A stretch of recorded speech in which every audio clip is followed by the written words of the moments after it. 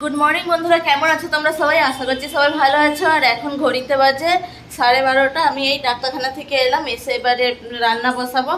আর কালকে ডাক্তারখানা গেছিলাম, ডাক্তার বলল যে পেটে ইঞ্জেকশন নিতে হবে, ডোলোজেক্স না কি একটা বললো, যাই হোক অত মনে নেই।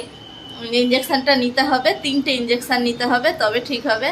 এবারে আবার কালকে যেখানে গেছিলাম সেখানে আর দেখায়নি, আজকে অ্যাপেলে গেছিলাম। অ্যাপেলে ডাক্তার দেখাতে বললো ইঞ্জেকশন নিতে হবে না, ওষুধ খেলেই ঠিক হয়ে যাবে।